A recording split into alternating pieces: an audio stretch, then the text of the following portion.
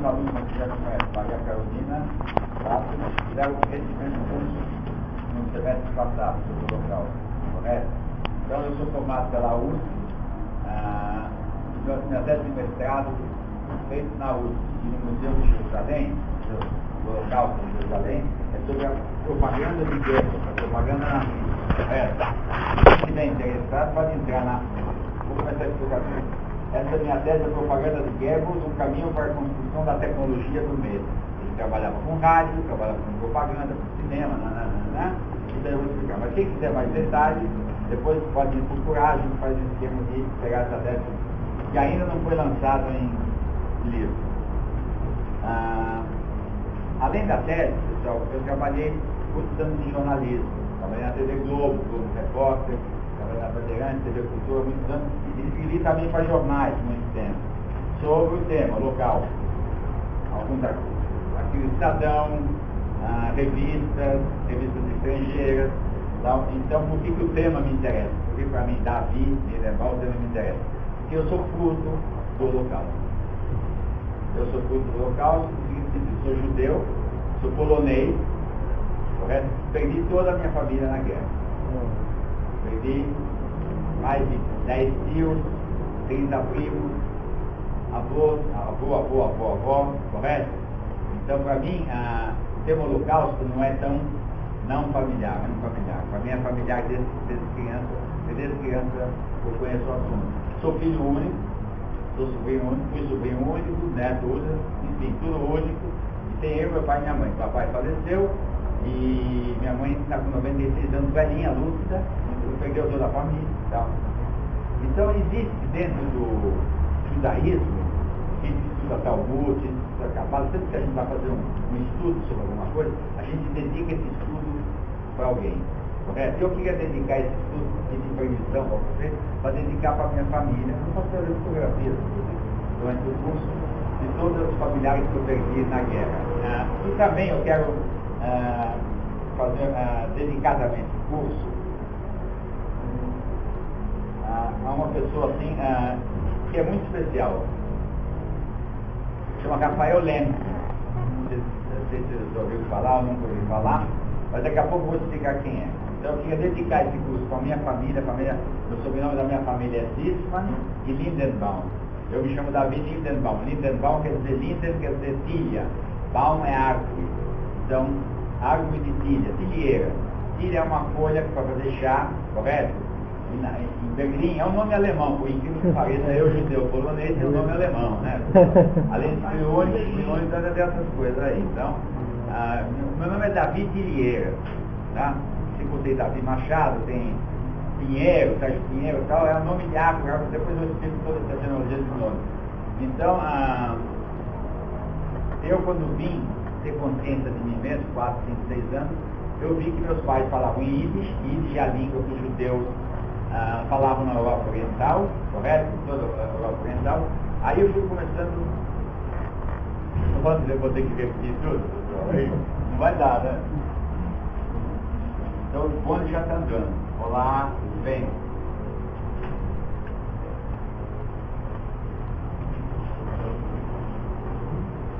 Enfim, pessoal, então, para começar esse curso, que nem diz um dos autores, um dos mais estudos do Hitler, que é Daniel Goldhagen, daqui a pouco eu vou explicar, os carrascos voluntários de Hitler, ele fala numa das páginas, ele fala assim, porque estudar o Holocausto, que é o nosso caso, estudar o Holocausto, é uma tarefa interpretativa e metodologicamente difícil. É muito difícil estudar o Holocausto. Se faz necessário discorrer sobre uma série de temas de forma aberta e direta. E se a gente for falar de aberta e direta, a gente é capaz de chegar em momentos emocionais muito fortes, isso que eu estou avisando, em termos de cinema, de filme, sabe, de contos, e a coisa realmente pode entrar num emocional muito forte. É claro que, por exemplo, o filme Escolha de Sofia, alguém já viu aqui Escolha de Sofia? Já viu a Escolha de Sofia? É uma pessoa que tem que escolher qual dos dois filhos ela tem que mandar para a morte. É a Escolha de Sofia, correto? Então, não é possível que ninguém veja esse filme na hora que o alemão está pegando o filho do colo dela, não é possível que não E ela tinha o direito de escolher o filho porque ela não era judia. Alô, alô. Ela teria que mandar um filho para uma consideração pelo fato de ela não ser judia. Ela teve direito de escolha. O soldado fala para ela. Se fosse judia, ela e os dois filhos. Então, pessoal, quando eu começo a falar de holocausto, começa a aparecer uma série de fantasmas, uma série de dúvidas. Tudo isso em cima do que vocês já leram até agora. Vocês não são totalmente inocentes aqui, pessoal. Holocausto. Holocausto vocês sabem o que é. Dúvida, entra na internet. Holocausto. Campos de concentração. Pessoal, material. Por que isso aqui? Isso é bom vocês saberem isso aí. Porque assim que terminou a guerra, não havia informação. Não se sabia quase nada. Por que não se sabia quase nada? Ó, de novo. Por que não se sabia quase nada? Olá. Pessoal, se tiver muito calor, falar que a gente tem que fechar as janelas para ligar o ar-condicionado e leva uns 20 minutos para esfriar. Vocês querem isso? Ou tá bom assim? Tá bom? De repente os calores da pós-modernidade, né? Tá mais quente as coisas, não? Tá mais quente. Então, pessoal, quando eu falo do holocausto e os fantasmas do holocausto, o estudo do holocausto ele vai fazer com que a gente tenha uma parte do nosso cérebro dirigida para a emoção. O pianista, a escolha de Sofia, vários filmes de Alice de Schindler, A Vida é Bela, etc. Tem um momento, até o filme vai ter um momento que realmente fala, para, porque a partir daqui é fora. Eu não estou dando nem 1,000 do que pode vir a ser coisas horríveis do holocausto. E quando eu estudei o Yad Vashem, no Museu do Holocausto em Jerusalém, era uma metodologia do ensino do holocausto. Hoje, a metodologia do ensino do holocausto, que foi aprovada agora pela nossa presidente Dilma, a Dilma assinou uma lei agora, 4 semanas, do estudo do holocausto nas escolas. Correto? Isso vem acompanhado dessa comissão da verdade. Sabe a comissão da verdade? As coisas políticas do Brasil quer resgatar um passado. Então o Brasil não está sabendo direito como resgatar esse passado. Em cima de gente que morreu, em cima da ditadura militar. Então estão sendo convidados vários técnicos do Yad Vashem, do Museu do Holocausto de Jerusalém, que vêm para o Brasil e ensinam como resgatar isso aí, como fazer um museu para isso aí, como fazer um dia comemorativo. Como fazer em Israel, por exemplo, o dia do Shoah, o dia do Holocausto, toca uma sirene, correto? O país inteiro para. Alguém de vocês já sabia disso, né? Começa a tocar uma sirene, toca a sirene em todas cidades do país. Você está andando de carro, para o carro, fica numa posição 2 minutos. É uma maneira de homenagear os mortos do Holocausto, correto? Então, muitos brasileiros, muito pessoal do Brasil está chamando técnicos de Jerusalém para ensinar como é que a gente faz uma memória, como que a gente constrói uma memória. Porque se não tiver memória, pessoal, um país que não tem memória, dificilmente vai poder enxergar seu futuro. Não vai poder conseguir enxergar o futuro mesmo. Porque esqueceu do passado, não sabe o que fazer. Então, está havendo no Brasil, finalmente, né, dentro de toda a América Latina, é um país que está se despertando agora, em relação, está um pouco atrasado, né? Todos os militares aqui estão fora da cadeia, entendeu? Outros países da América Latina, todos já foram julgados, correto? Já foram todos julgados, já foram estar em cadeia. Já estão, o Brasil ainda pisando em ovos, não sei o quê, lei da anistia, não importa, os mortos que morreram aqui, as famílias dos mortos que morreram querem alguma coisa, vai marcar. Né? Então, os judeus, por causa dos seus traumas, não da Segunda Guerra Mundial, mas dos seus traumas históricos, desde tempos primitivos, desde a época da aparição de Cristo, desde a perseguição da igreja religiosa, desde a Inquisição, desde os pogroms, desde a perseguição em vários países, os judeus vêm sabendo que eles são o bode expiatório da história. O que é o bode expiatório da história? É aquele bode que tem que ser sacrificado, porque, entendeu? Tem que ser sacrificado. Então, por isso que há uma confusão, um pouco quando se fala. Tem uma frase boa de um rabino, o rabino Yoshua Eshel, que diz o seguinte: Auschwitz, você sabe o que é Auschwitz? É um campo de concentração. A gente vai contar a história de Auschwitz. Ele escreveu assim: Auschwitz não foi feito por pedras, mas por palavras. As palavras matam. correto? Auschwitz, claro que foi feito com pedra, só é pedra, arame farpado, mas Auschwitz não foi feito com pedra, foi feito com palavras. Palavras.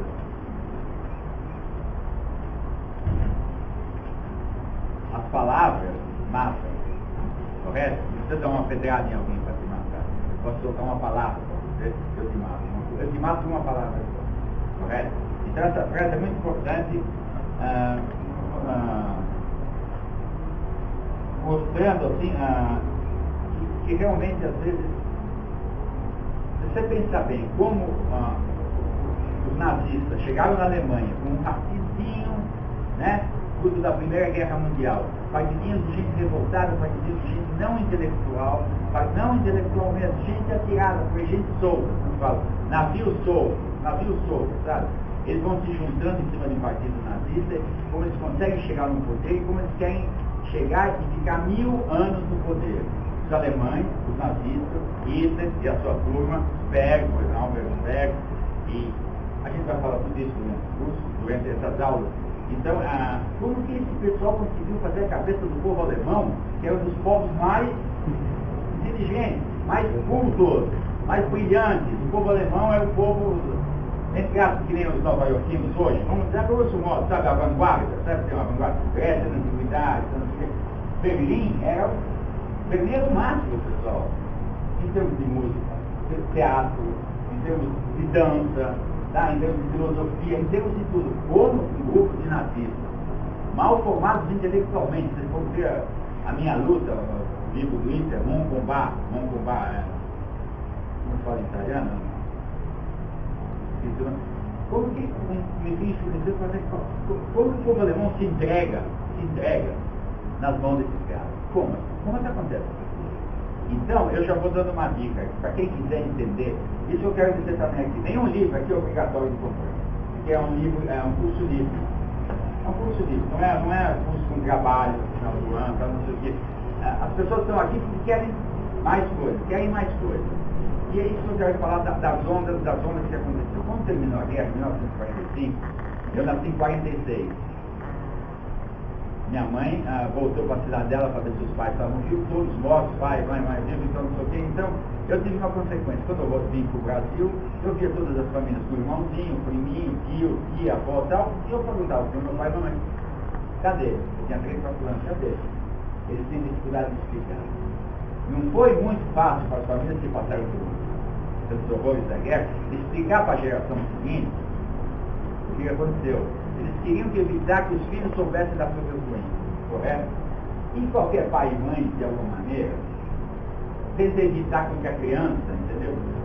Tem que, em 4, 5 anos, tem que aprender o que aconteceu. Eu via pessoas com números tatuados, sabe, números tatuados, gente que foi para a campo de concentração, recebia um número tatuado, que nem boiada, tal. Então, as crianças que iam brincar, tal, vinha um pai pegar um filho na escola, na creche, com a mão tatuada. Não estou falando das tatuagens de hoje, né, pessoal? Tatuado, não, 8, 3, 2, 4, tal. As crianças, o que é isso? Não dava para explicar. Olha, esse é o número do seu pai. Então, a criança brincava do seu pai, tem um número. O seu pai também tem. Olha como é certo tipo de educação nas escolas judaicas dos anos 50. Anos 50 era uma coisa intocável. Então, não se falava muito. Israel foi fundado em 48, correto? Não se falava muito, mas aí começaram a aparecer as primeiras imagens. Isso aí depois a gente vai ter uma aula só sobre percepção de realidade, o cinema, o filme, a música, sobre isso daí. Então, foi feito um acordo entre os vencedores, Inglaterra, Estados Unidos, Rússia, tá? E durante 50 anos esse material não poderia, quando eles invadiam Berlim, invadiam alguns lugares, eles pegavam esse material, por causa do serviço secreto, inteligente, durante 50 anos não vai para acadêmicos, não vai para pesquisadores, só vai para os governos que ganham para eles tentarem decifrar o que foi o governo Hitler, né? Então, isso é importante, não havia informação. Não tinha informação. Então, fizeram um acordo que só. Então, em 1995, 50 anos depois da guerra, correto? Começa a abrir material sobre a Segunda Guerra Mundial.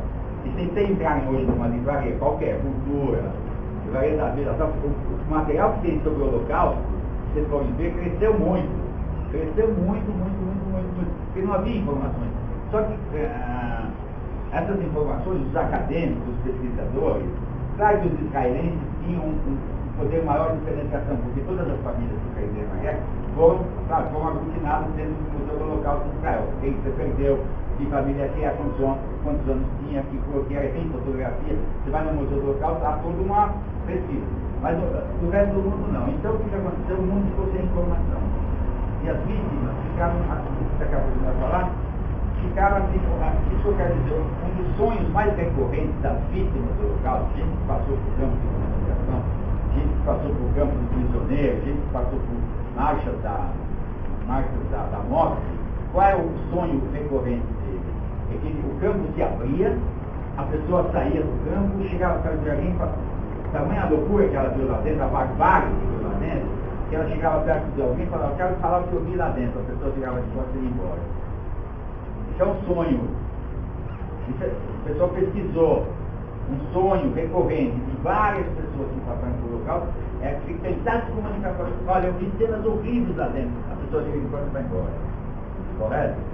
Quer dizer, imagina a impossibilidade de ter coisas tão horrorosas na vida, das coisas muito, e não poder comunicar com ninguém, correto? Não poder comunicar, não poder falar, escuta, eu estou sofrendo, meu pai não dava. Era só interfamílias, entendeu? Não, era uma coisa assim.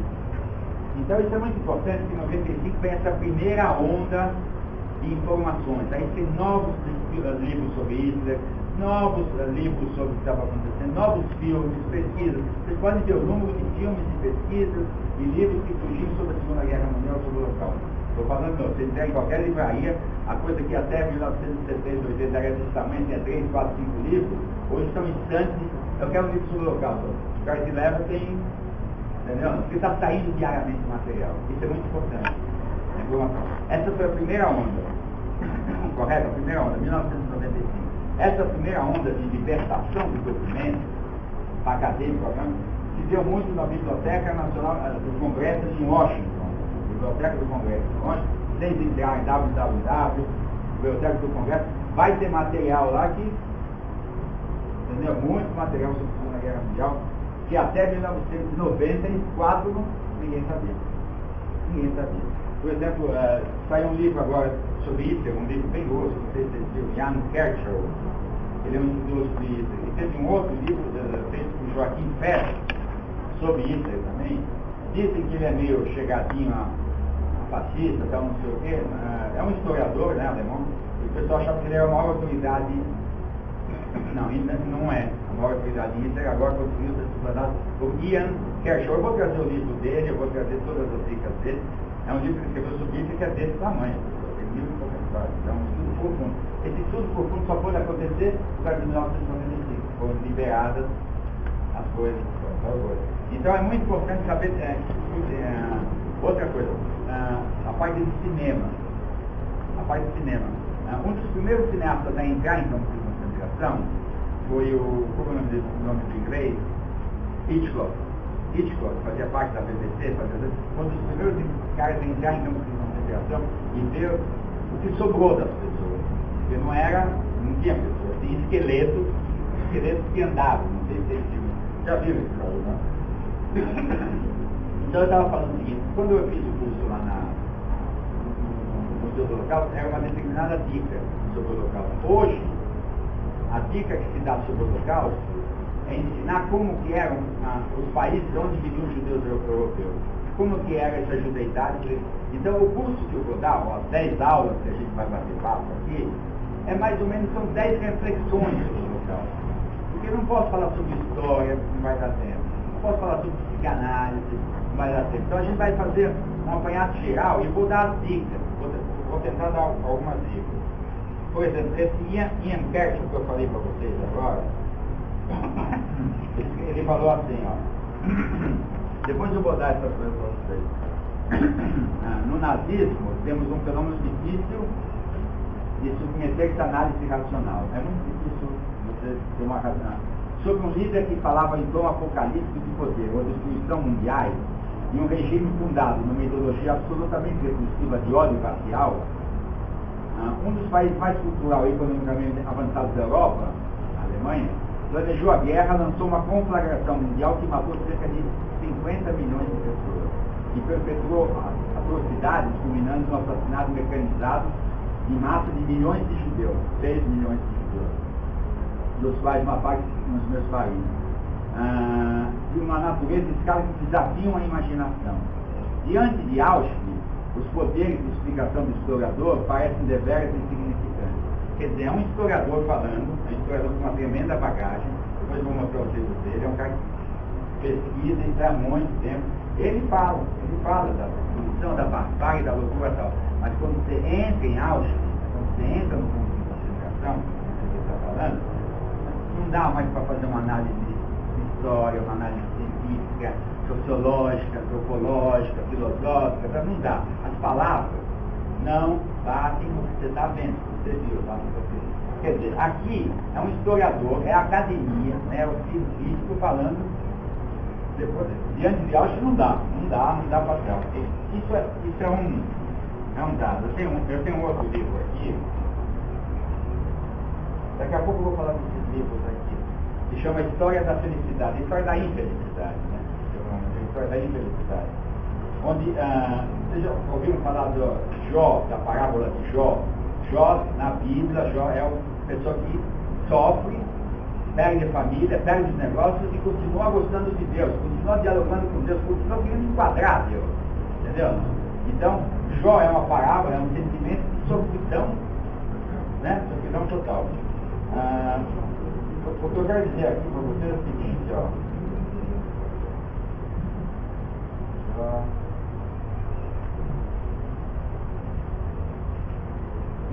Existe um livro chamado Fé Depois do Holocausto. É possível ter fé depois do Holocausto? O nome em inglês chama Faith After Holocaust. Fé depois do Holocausto. Um filósofo judeu, Eliezer Berkovich, sustenta que sem o mal não pode haver o bem. A gente já vai entrar numa seara aí que já começa assim. Sem o mal não pode ter o bem, correto? Já que cada um pressupõe a existência do outro. O mal só existe se tiver bem, o bem só existe se tiver mal. Da maneira como as coisas contrárias sempre fazem. Exatamente como reconhecemos a luz como o oposto da escuridão, conhecemos o bem como o oposto do mal. Se a maldade não fosse uma possibilidade, então a virtude não seria uma realidade. Porque o que é virtude senão a rejeição consciente da maldade? O mal existe para que possamos refutá-lo, e nessa rejeição reconhecemos a nós mesmos como seres inerentemente morais, como seres capazes de criar felicidade em nossa vida ao enchê-la de virtude. Ele vai falando do silêncio de Deus. Ele é uma espécie de teólogo judeu, e ele fala que Deus, durante o... O pessoal pergunta, onde estava Deus?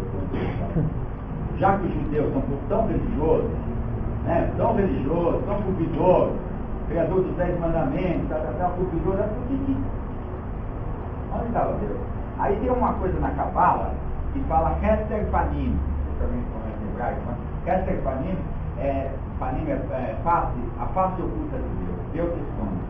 Deus se esconde, faz uma elipse, né? Deus se esconde, para saber como os humanos dele reagem. E nem vai dar uma força se estiver morrendo. E nem se uma criança estiver sendo suicidada.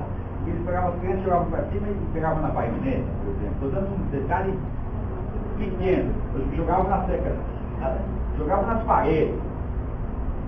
Crianças pequenas.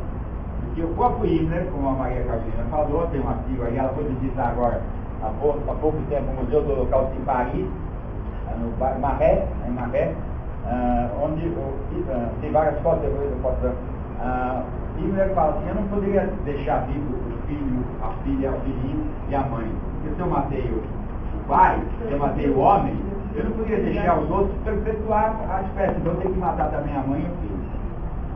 Pessoal, nós estamos no nível de maldade, que não é uma criança dando beliscão na outra. Correto? Não é um cara sacanear o cheque do outro. Não é um vizinho ouvir do outro vizinho a briga de casal. Nós estamos falando maldade, mal, num sentido assim muito difícil de abstração. Isso eu estou dizer para vocês. Esse curso do local não vai explicar o porquê. Esse curso que nós estamos juntos não vai explicar o porquê. A gente vai ter razões históricas, a gente vai da Primeira Guerra Mundial, Versailles, sabe, toda a continuidade. A gente vai conseguir chegar em alguns como isso aconteceu. Mas devido ao nível de abstração de maldade tão grande, não dá para a gente chegar no porquê. Talvez daqui 100 anos. Talvez daqui a 50 anos. A própria Hannah Arendt fala isso aí. Hannah Arendt, vocês conhecem? Ela fala que foi a pior a coisa mais horrível do século XX. E esse genocídio judaico, o genocídio dos judeus europeus, Polônia, Hungria, Romênia, correto? Toda essa época. Isso aí representa assim a destruição de a tentativa de destruição. E aí que entra a palavra genocídio. E aí que eu falei isso para vocês do Rafael Lemos. Eu queria dar uma interrompida para falar algumas coisas para vocês. Nenhum livro é obrigado a comprar. Esse livro é obrigado, brincadeira, não é obrigado a comprar. Genocídio, Samantha Power. Genocídio, Samantha Power. A retórica americana em questão. Ela faz parte do staff da Hillary Clinton. Você sabe quem é Hillary Clinton? Muito bem. Ela já brigou com a Hillary Clinton. Ela fez também, Samantha Power, se não me engano, um livro sobre aquele diplomata brasileiro que morreu na Afeganistão, lembra? Do Sérgio Vieira de Mello. Sérgio Vieira de Mello, correto? Ela também fez um livro dele mostrando o caráter impressionante desse senhor, porque ele não era do Itamaraty no sentido oficial, mas era um cara que lutava a favor da paz mundial, a favor do fim dos conflitos, ele entrava em todas, morreu numa dessas, na guerra da Argentina. Pode ajudar a descobrir esse negócio aqui, ó. Isso, pessoal, que eu estou dizendo para vocês, é um capítulo do Samantha Power, que eu tenho aqui, ó. Eu tenho mais algumas informações aqui. A Samantha Power, pessoal, ela nasceu em 1970, correto? Nasceu em Dublin, na Irlanda. Esse livro aqui ganhou o prêmio Pulitzer de jornalismo, correto? E mostra todos os genocídios do século XX. Começando desde os armênios, que não foi considerado genocídio, está sendo considerado agora. Holocausto judaico, guerras na África, Camboja, correto? Bósnia, tá? Então tem 5, 6 confusões, é um livro grande, está no seu livro. Para quem se interessa, pessoal, esse é um livro para ter, que vale a pena ter. Estou falando, vale a pena ter esse livro. Para quem se interessa pelo genocídio. Tem mais aqui no recebimento. A Companhia das Letras, nós como professores, exatamente, eu sei. Então, a Companhia das Letras foi o curso, e ela, pessoal, fez parte da equipe de Obama. Ela fez parte ela era para ser secretária de Estado no lugar da Hillary Clinton, correto? Ela foi a favor da invasão da Líbia, sabe a Líbia agora? O Gaddafi caiu. Muita gente contra, ela foi a favor. Ela falou que se a gente não entrar, vai morrer muito mais gente. É melhor entrar agora, entendeu? Não. Muita gente criticou ela assim. Então ela nasceu em Dublin, Irlanda. Ela formada em Yale, fez parte da equipe de Obama até chegar a Hillary e 2 mulheres com cargo de poder, já viu o que vai dar, né? Uma chega mais na outra, tal, não sei o quê. A Samantha Power sai, porque a Hillary, ela se achava muito melhor que a Hillary. Ela é uma acadêmica, ela é uma pessoa que estudou, né? A Hillary Clinton, né? De alguma maneira, igual enfim, ela voltou, pediu desculpa, uma pediu desculpa para outra coisa, as mulheres que conseguem também fazer gestos de verdade, né? E em 2009 ela faz parte do Conselho Nacional de Segurança dos Estados Unidos.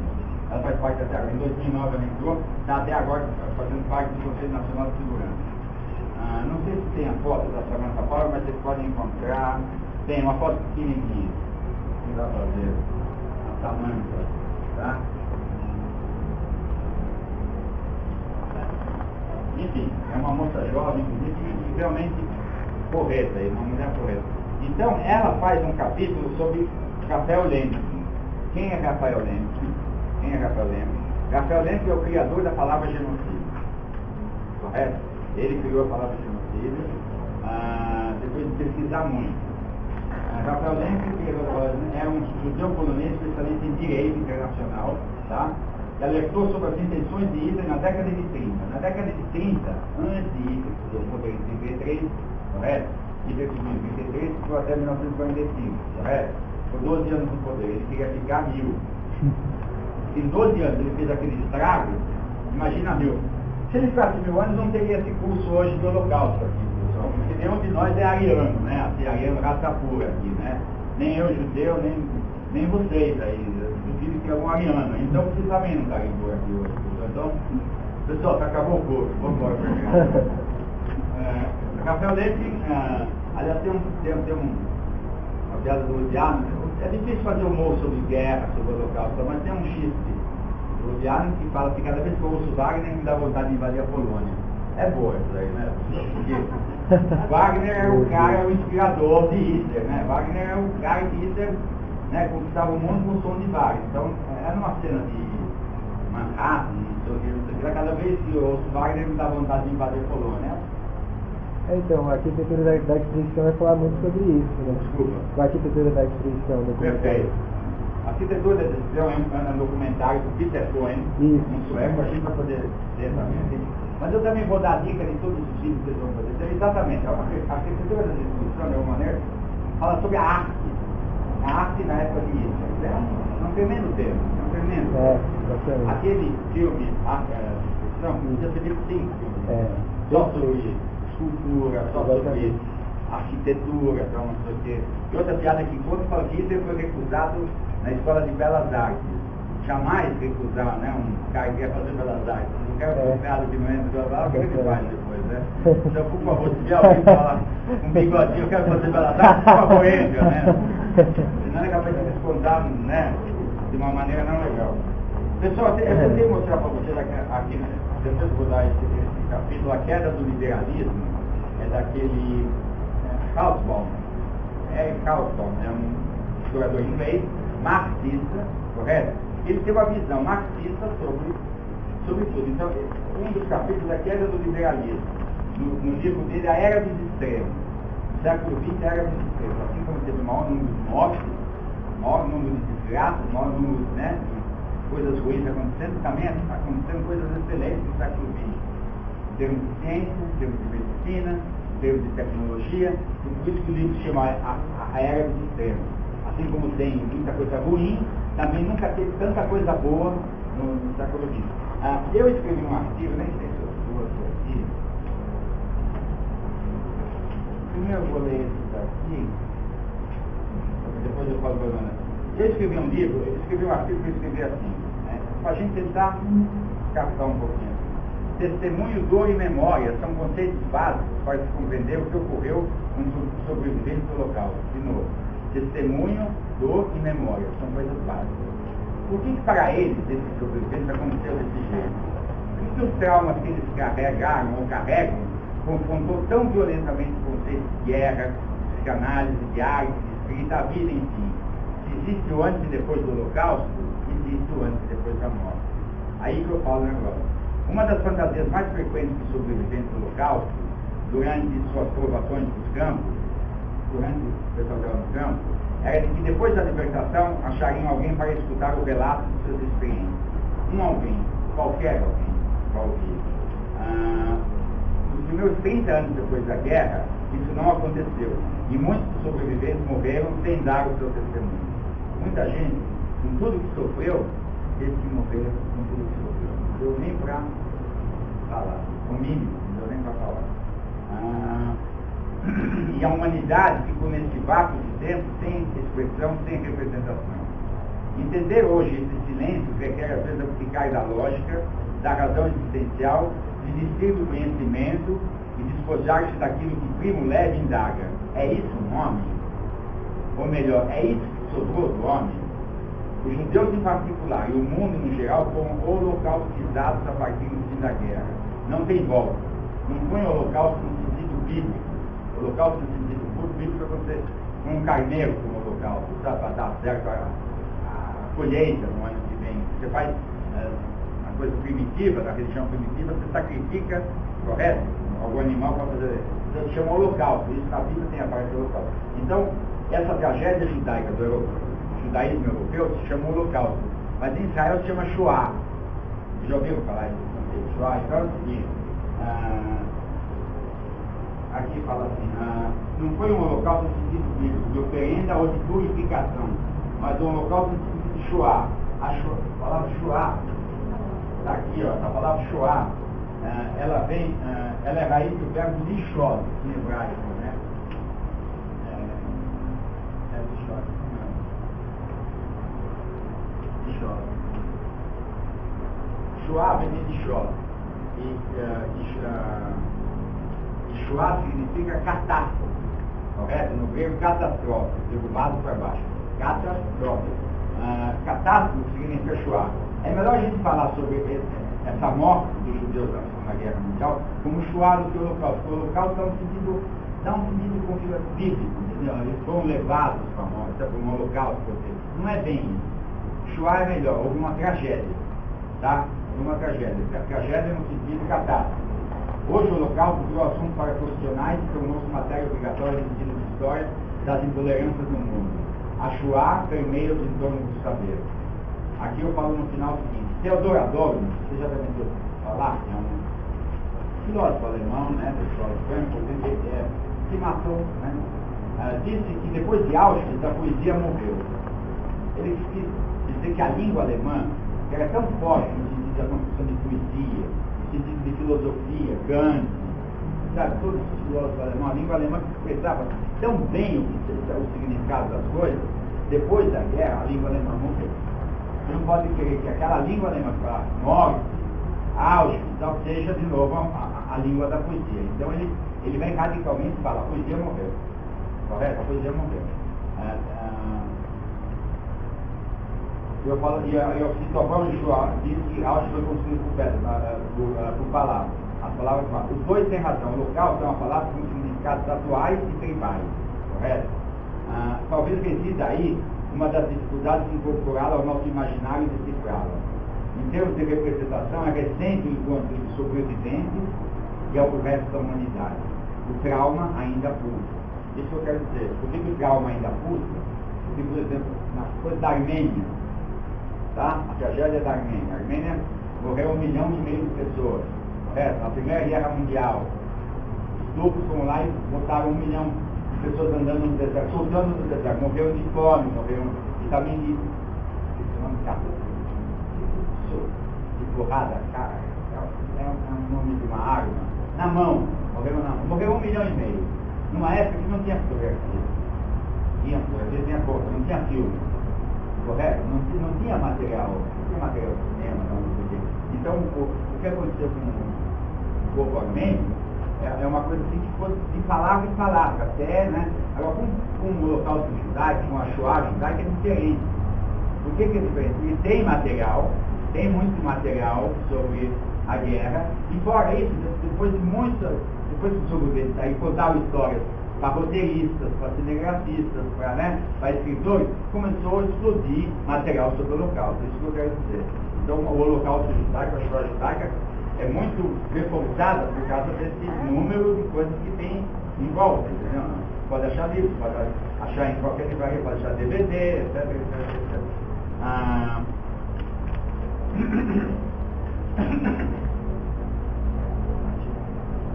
Pessoal, eu falo de Rafael Lemkin e vocês vão dar uma olhada. Tem gente que não recebeu a apostila. Fica aqui. Então é o seguinte, eu queria que você desse uma lida desse Rafael Lemkin. Como são 10 aulas, Suzana Gado, por favor, é uma só. Então fica mais claro. Então, pessoal, eu queria que vocês dessem uma lista. Não é para decorar, é a história dele. A história como ele chegou a criar a palavra genocídio. Ele estudou, ele ficou muito impressionado. O Rafael Lemkin, ele ficou muito impressionado quando os caras que perpetraram a chacina contra os armênios, eles se chamavam jovens tenentes turcos. Eram jovens tenentes turcos. Eles aproveitaram a Primeira Guerra Mundial para chegar e matar 1,5 milhão de armênios. Os alemães aproveitaram a Segunda Guerra Mundial para matar 6 milhões de judeus, ciganos, homossexuais, etc, etc, etc. Sempre que tem uma guerra, pessoal, se aproveita e se faz uma lavagem racial. Correto? Isso é muito importante. Sempre que tem uma guerra, não é só uma guerra. Por baixo da guerra está se matando gente que a gente já queria matar faz tempo, correto? Então é muito importante. Na Bósnia, na Iugoslávia, fizeram uma matança aproveitando guerra na Bósnia, divisão da Iugoslávia, sabe? Alô, divisão da Iugoslávia, olha pro meu dedo, aqui estão matando crianças, estuprando mulheres, fazendo horror. Aproveitando a guerra, se faz uma morte, né? Se faz uma morte indireta, se faz um genocídio, se comete genocídio. Então, genocídios sempre são cometidos na sombra das guerras. Correto? Camboja, por exemplo, já ouviu falar? Camboja.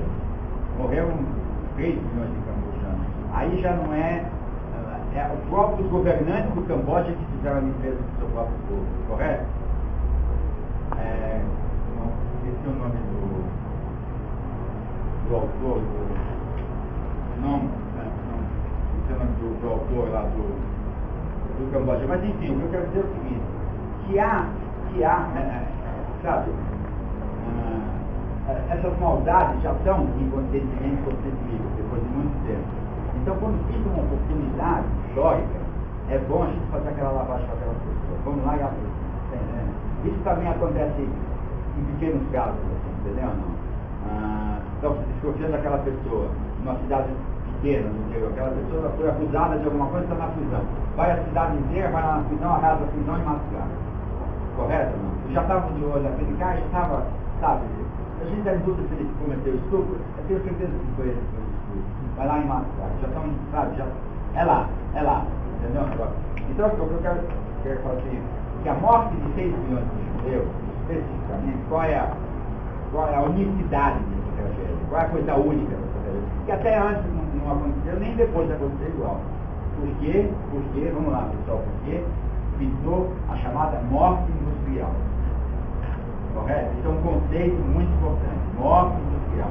A morte até então não é industrial. É a morte de guerra. Né? A Primeira Guerra Mundial, pessoal, foi um cenário muito grande de novos armamentos. Novos armamentos foram desfilados durante a Primeira Guerra Mundial. Tanto que a Primeira Guerra Mundial é considerada em alguns círculos da história como a guerra, a mãe de todas as guerras. A Primeira Guerra Mundial é a guerra mais importante de todas as guerras. A gente acha que é a segunda, né? Einstein fala o seguinte, eu não sei como vai ser a Terceira Guerra Mundial, falava, mas a quarta vai ser de pau de pedra, entendeu? Porque na terceira vai estar tudo destruído, né? Se pinta um conflitozinho aí, Irã e Israel, por exemplo, que está engatilhado, né? De repente aquela coisa pode, entendeu o que eu estou falando? Então, isso Einstein fala, eu não sei como vai ser a terceira, mas a quarta começa tudo de novo. Um atrás do Paulo, porrada na cabeça do outro. Aliás, o próprio Einstein, ele é um dos caras, depois eu vou citar, que não acreditava na permanência de Hitler no poder. Ele simplesmente chegou e falou, não, Hitler é uma... Sabe, foi eleito, vai passar 3, 4 anos, vai se ajustar, vai conversar de novo com os judeus, não sei, vai ter os judeus, não sei o que, a sociedade judaica alemã, e depois vai ficar tudo normal. Ele não acreditava, ele achava que ia ser uma coisa de passagem, 3, 4 anos. Quer dizer, o pai da teoria da relatividade se enganou. Correto? Algumas pessoas são muito boas tecnologicamente, tecnicamente, algumas vai dar opinião sobre humanismo, sobre história, então dança bonito. Não é porque é uma pessoa inteligente numa área que ela, né, vai saber mesmo, também, sabendo o que é. O que eu quero dizer é o seguinte, no meu ensaio sobre Goebbels, eu falo o seguinte, pessoal, na introdução. Eu falo sobre o rádio, eu falo sobre a tecnologia, como que eles fizeram a cabeça do povo alemão, né? Eu escrevo assim, ó, em 23 de junho de 1996, é quando começou a primeira onda de documentos que saíram, seguramente no Nuremberg, um barão inglês chamado Hartley Shawcross foi entrevistado e disse que vem repetindo há muito tempo. Os governantes devem ser responsabilizados individualmente por crimes cometidos pelo Estado. Referia-se aos criminosos da Guerra da Bósnia. Em 96, um barão inglês estava se referindo aos criminosos da Bósnia, falando que eles têm que ser levados a julgamento, a tribunal, eles têm que pagar individualmente, você não pode falar em nome do Estado para eles. Como em nome do Estado? Ele fez em nome deles, né? Falando. Então essa soberania do Estado às vezes protege criminosos. Síria, vocês estão sabendo o que está acontecendo na Síria, correto? Ele como presidente não eleito, Ele está falando assim, em nome da soberania da Síria, vou atacar esses rebeldes. Em nome desses rebeldes, estão matando crianças, assassinando crianças, procurando mulheres para entregar onde está o marido, sabe? E a humanidade está... Ai, meu Deus. É a Cia, pessoal. Vai ver que eu estou falando bobagem. Desculpa, tá, pessoal? Se eu falo bobagem, eles me monitoram. Eu tenho um chip, tá? Tá no tempo. Cuidado, professor. O quê? Cuidado. Do nada. Deixa eu desligar isso, senão... Agora vamos desligar. Ah, tá. Bom, o pessoal escreveu assim. Há exatamente 51 anos, em 46, esse próprio Barão Shawcross, Hazencross, ele fazia parte do Tribunal de Nuremberg. O Tribunal de Nuremberg é o tribunal que se reuniu na cidade de Nuremberg, na Alemanha, para julgar os nazistas que ainda conseguiram prender. Alguns conseguiram se matar dentro da prisão. Goering, se não me engano, tomou cianureto, estava guardado no dente dele, estava no seu ele conseguiu morrer. Então ele fala assim, o momento mais marcante que aconteceu, esse Shawcross falando, no início do julgamento. Nós vimos como aqueles homens que estavam nos bancos dos réus pareciam seres absolutamente simples e comuns. E o mais chocante o promotor ver aquelas caras lá, Goering, olhar simples, cara como nada excepcional. Não se poderia imaginar que eram líderes nazistas.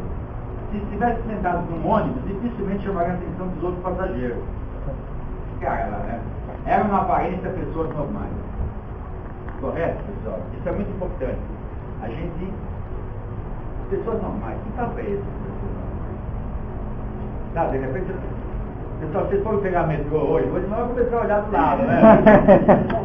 De repente é o normal lá, né? Às vezes nem tão normal assim, porque eu acho que não era nem considerado uma figura normal, ele era abaixo do normal. É um burocrata de trem. Exatamente. Eichmann, que foi preso na Argentina, levado para Israel, era um cara que ficou do lado do trem. Tem que sair 12:02, tem que chegar a 3:03, tem que ter de consideração, tem que morrer. E era uma figura baixinha. Então a gente vai falar sobre esse assunto. Lá na área fez um ensaio muito bom chamado Julgamento de Jerusalém, falando desse, sabe, a banalidade do mal. Sabe, a banalidade do mal. O mal é uma coisa comum. Como da companhia de também. Então, o pessoal está dando uma pincelada das 10 aulas, você não dá para. O que eu quero dizer é o seguinte, ele fala assim, Shawcross tem razão, pessoas normais. Mas o que fez essas pessoas normais agirem tão violentamente, tão inescrupulosamente, como se tornar governantes da Alemanha? O que faz uma pessoa normal? Você dá o cargo para ela de guarda policial, bota uma estrela de xerife, pronto, ela é capaz de matar 10. Ela é capaz de... Sabe? Então, por que a pessoa normal, quando se desfigura poderoso, chega a ser tão maldoso assim? A tentativa de uma resposta para essa questão está nessa dissertação, é o que eu disse. Homens normais agem normalmente. Também é discutido isso aí. Mas os normais comuns discípulos que se tornaram líderes nazistas não agiram assim. Muito pelo contrário, foram impiedosos, como dublês, de carrascos e ditadores, obedecendo com disciplina e organização, como bons alemães, a um tipo de ideologia repleta de ruídos, o nacional-socialismo, que achavam que iria ajudar a tornar o mundo melhor.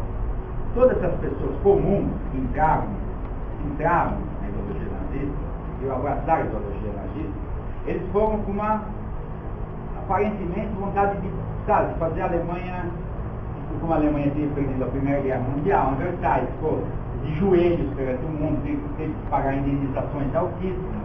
Tudo isso aí vocês podem entrar na internet, eu também vou trazer alguns vídeos disso aí. Então o que acontece? A Alemanha ficar de joelhos perante o mundo, a Alemanha, não ser mais a Alemanha, né? Isso você não sabe o que pode causar, entendeu? Não.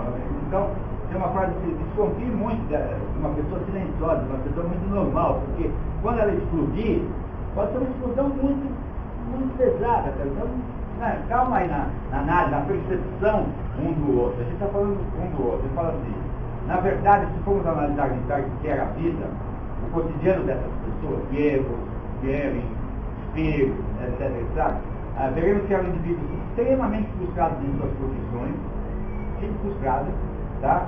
Na família e com perspectivas pobres pela frente. Claro, havia todo um setor econômico. O que o salvou foi o aparecimento de uma agremiação política e de um momento histórico que os ligou e que lhes deu oportunidade para desenvolver seus projetos políticos e pessoais. Muitos dos que entraram por frustração no seu trabalho, frustração na sua família, está entendendo? Vamos entrar aqui, vamos ver o que tem isso aí. Um carinha de bigode falando, alguma coisa tem aí, tá? Vamos fazer. O que salvou foi o aparecimento de uma agremiação política e de um momento histórico que os ligou e que lhes deu oportunidade para desenvolver seus projetos políticos e pessoais. Se assim não fosse, Hitler talvez vivesse sua vida como frustrado seguidor num anarquista inconsequente. O fanfarrão Goering poderia tornar-se uma figura cômica de um cabaré ou até um açougueiro. Por que não? O cruel Himmler, grande planejador, né, de morte, um assassino comum que terminaria seus dias numa prisão. E Goebbels, um pseudo-intelectual que fez a propaganda nazista, continuaria morando em sua pequena cidade, tentando publicar algum romance escuro e traindo sua esposa. Essa era a vida, sabe? Essa era a vida normal das pessoas. O que salvou as pessoas foi o aparecimento do Partido Nacional Socialista. Um pequeno partido que não tinha assim no começo suas pretensões, mas que tinha embutido dentro de si uma coisa assim muito clara. Temos que matar os judeus. Temos que matar os judeus. Os judeus são os culpados por esse estado que está a Alemanha. Os judeus são os culpados por a Alemanha ter perdido a Primeira Guerra Mundial, Tratado de Versalhes. Os judeus dominam as finanças do mundo. Os judeus ajudam a criar líderes russos, bolcheviques, Trotsky, todo o pessoal que fez a Revolução Russa, tudo judeus. Então o judeu é bode expiatório para a direita, né? Direita, porque eles são de direita, comunistas, né?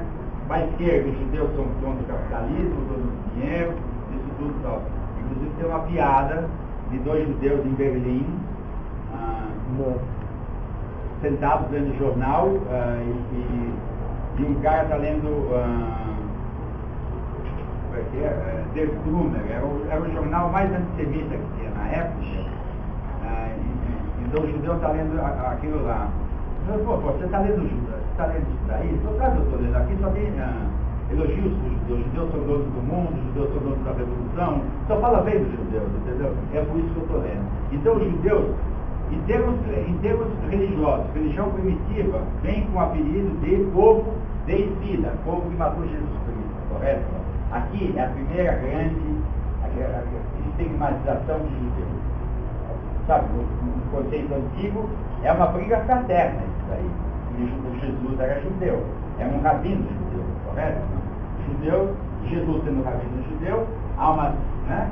Essênios, primitivo, então tem a primeira coisa que é, dentro do judaísmo, aparecer dele. Depois com a morte de Jesus, os judeus são considerados os matadores dos judeus. Não é que são considerados. Os teólogos da igreja, alguns teólogos da igreja, aproveitam o momento para botar que judeu é o diabo. Judeu é isso, judeu é aquilo, judeu é isso, para jogar isso para as massas, para jogar isso para as igrejas, para jogar isso nas mídias, para jogar isso em tudo. E o pessoal vai tentando ver isso durante 2000 anos na cabeça de pessoas que só recebem informação, qual é a visão que eles têm de judeu. E a gente nem conhecia judeu, como é judeu? Ele tem rabo? Tem. Ele tem chifre? Tem. Entendeu? Porque a gente não conhecia judeu, mas já sabia o estigma de judeu, o matador de Cristo, o matador. E aqui vem uma grande questão, né? Que quando chega Hitler, ele já recebe essa bronca contra o judeu historicamente. Você vem de 2000 anos. Não foi durante 3 anos que Hitler falou que os judeus não eram. Alô? Não dá tempo. Não dá tempo. Hannah Arendt fala assim que a perseguição ao judeu em determinados momentos da história era tão grande que era comum matar judeu. Era comum, era um ato cotidiano. Fazer xixi, sabe, tomar banho. Você já matou um judeu? Você viu uma morte? Eu vi uma morte de judeu hoje na esquina, legal. Era uma coisa comum. Hannah Arendt fala isso aí. Hannah Arendt fala inclusive o seguinte, que o maior antídoto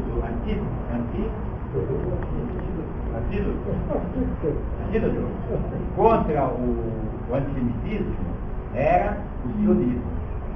O sionismo, a criação do Estado de Israel, correto? Era na visão de Hannah Arendt, a maior coisa contra o antissemitismo, era a medida mais eficaz contra o antissemitismo, era a criação do Estado de Israel. Capítulo ou não capítulo? Pegaram, né? Que não dava mais para ficar sem um país.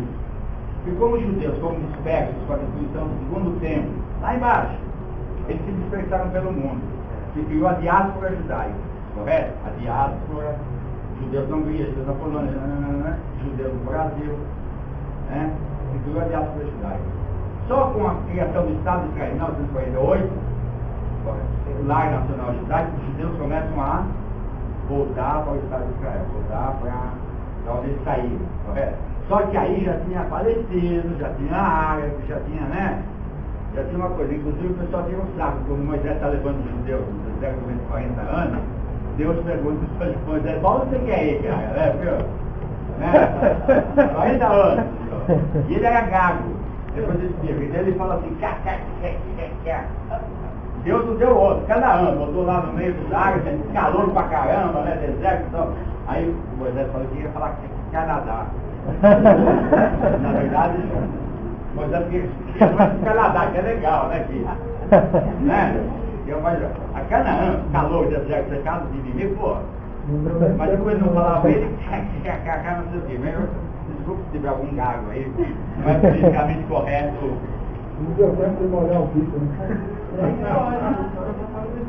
Agora, alguém sabe que Moisés era gago ou não? Não, isso é sério, isso é piada, porque quando ele foi pego no Nilo, né?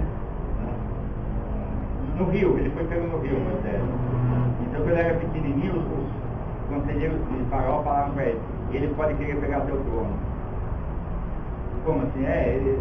Você não sabe de onde vem essa criança. Pode ser uma criança judia também, então, aí então vamos fazer um teste. Fizeram do lado fogo, sabe, fogo, e do outro lado ouro.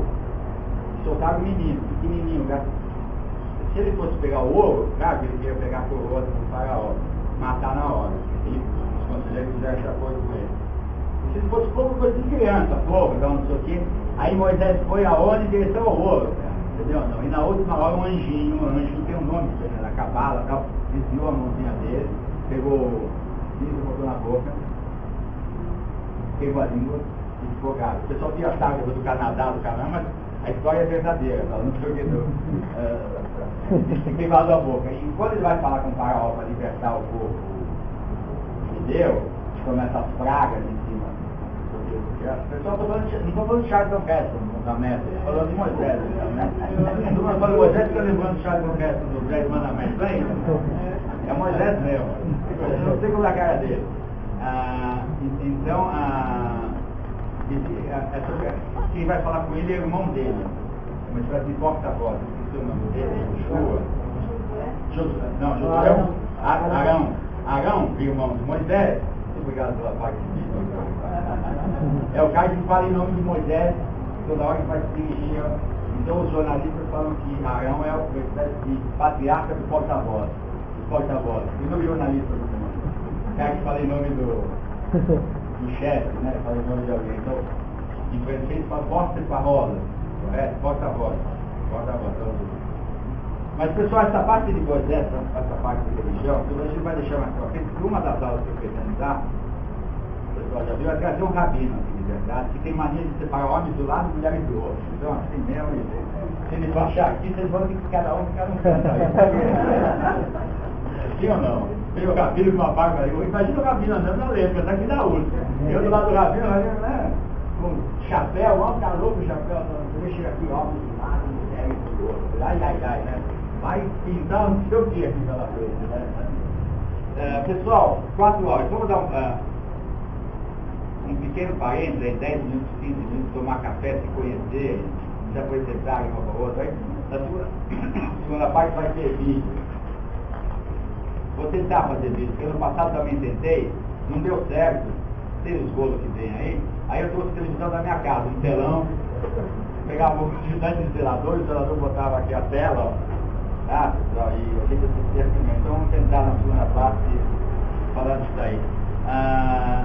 Depois eu vou deixar meu e-mail, não tenho dúvidas de querer mandar e-mails, qualquer tipo de e-mail, tá bom?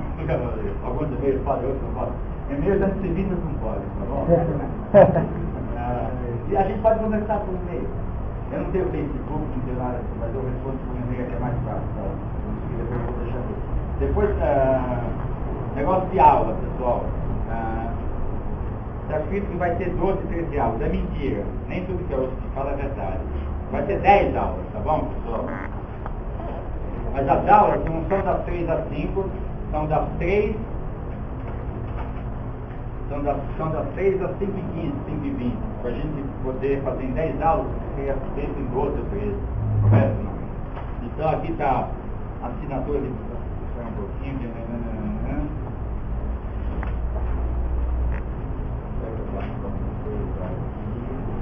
Hoje é dia 10, né? 10 de 9. Isso. Olha, pessoal, isso aí é a lista é a lista, primeira página assina aqui do lado. Depois eu vou mostrar para vocês, ó. Quem não se inscreveu, quer se inscrever, que chegou mais tarde, tem essas coisas aí burocráticas, me dá o nome à parte, aí eu vejo que tem gente que insiste. Na segunda, terceira, quarta aula não vem mais. Então, essas pessoas que querem, elas podem entrar no aí, eu fiz as aulas, ó, nós estamos no mês de setembro, né? Setembro, hoje é dia 10, né, vai ter aula. Dia 17, semana que vem, não tem aula, pessoal. Semana que vem é Rosh Hashanah, ano novo judaico. Já está marcado, né? Rosh, cabeça do ano. Depois vai ter dia 24, depois outubro é dia 1, se não me engano, dia 8 também não tem, é uma data portuguesa, 8, 17, dia 15, normal, dia 22, normal, se não me engano, dia 29, normal também. Algo assim, pessoal, algo assim que me falaram agora, novembro, se não me engano, alguém tem calendário aí? Não haverá aula, tá?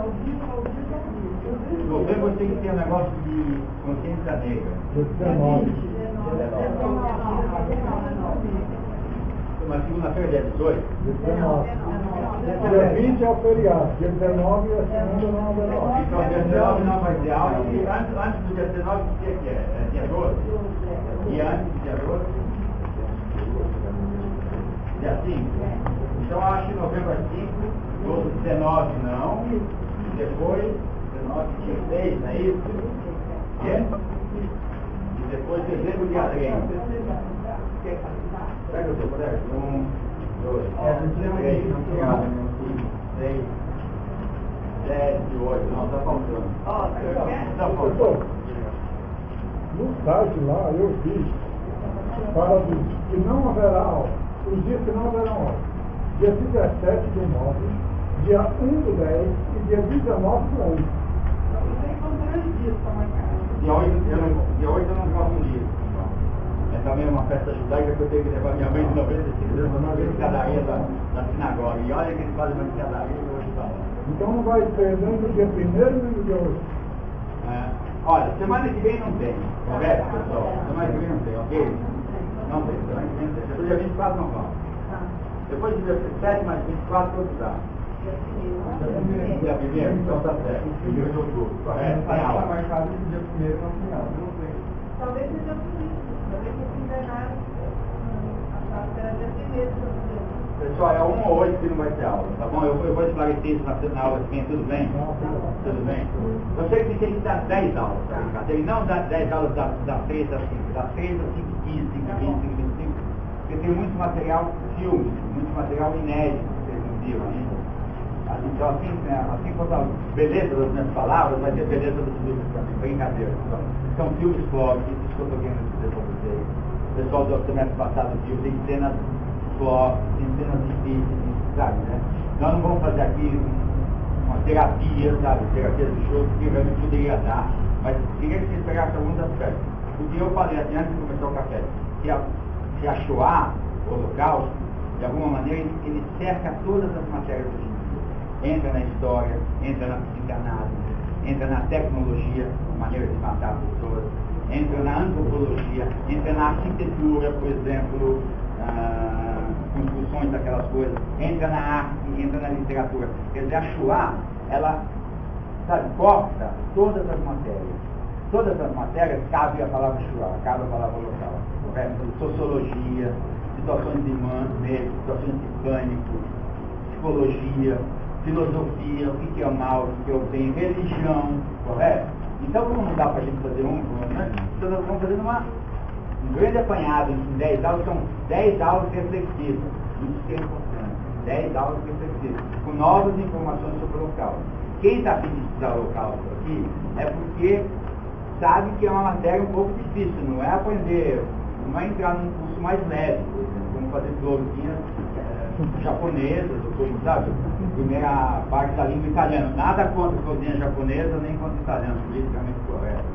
Mas o Holocausto é uma coisa um pouco mais, né, um pouco diferente do que seja isso, né?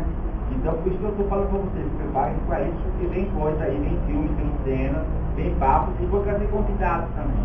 Tá vindo, trazer um sobrevivente, cara que passou pela coisa, e trazer gente que faz filme, gente que faz teatro, essas coisas e tal. Isso nas últimas 4 aulas. A última aula de aprendizagem vai comigo de novo.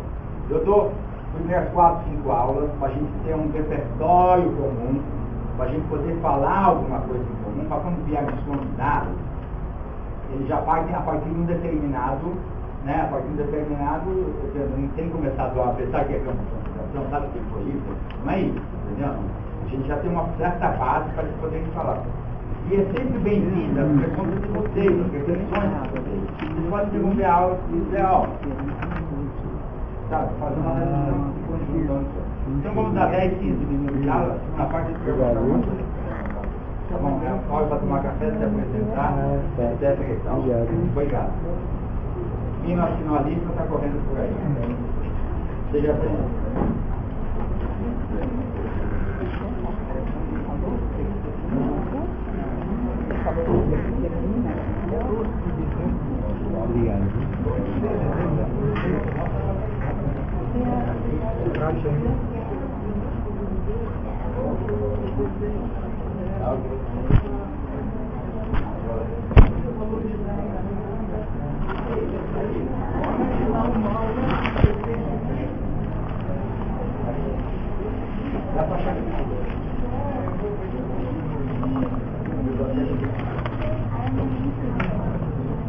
Dia 3 de dezembro. Eu vou botar para semana que vem todas as 3 de dezembro.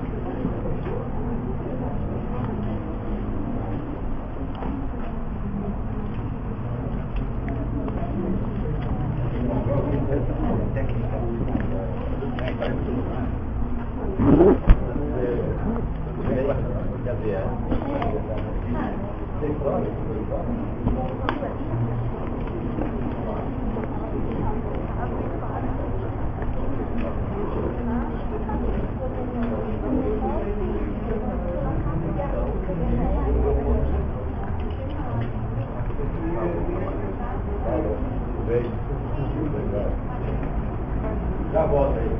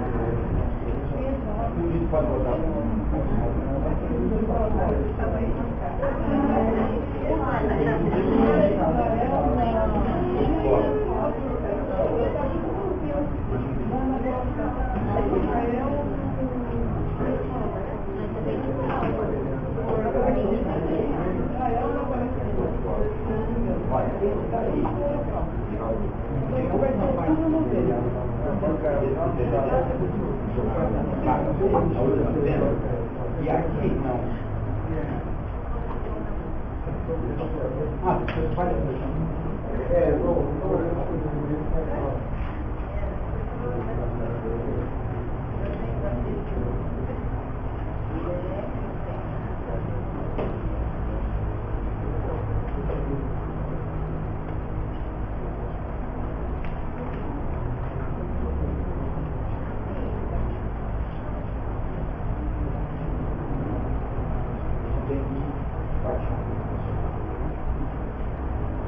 pessoal, antes de ir embora, eu vou falar um pouco de livro para aí. Eu já falei de um, né? Genocídio semana passada, não é isso? Esse é o livro básico. Quem quiser comprar, compra. E vai ser uma bela experiência de leitura. Não tiver guerra, sofrimento, vai ter ponto de vista jornalista, tal, vale a pena. É um livro bacana. Quem não quiser, essa é a postura que eu dei agora, já vai com. Como que é isso aí? Vamos lá. Vou puxar ele fora.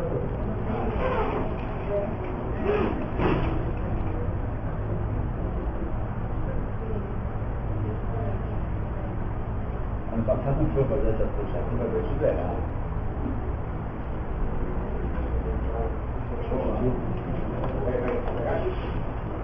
Vamos lá. Pode puxar.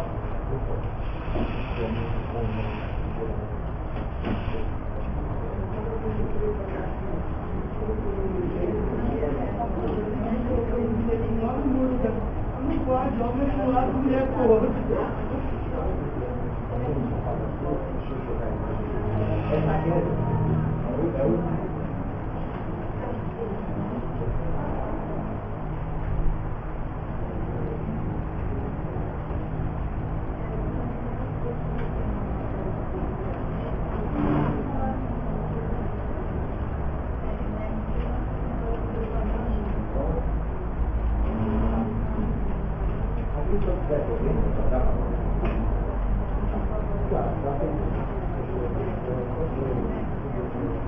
E depois de jogo, já só voltar?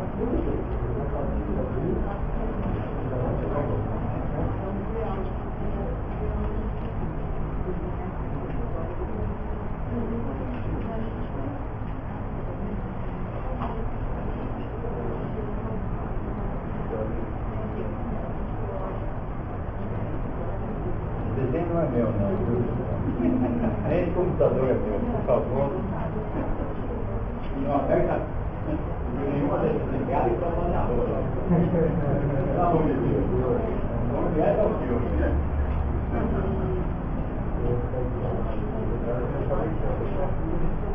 E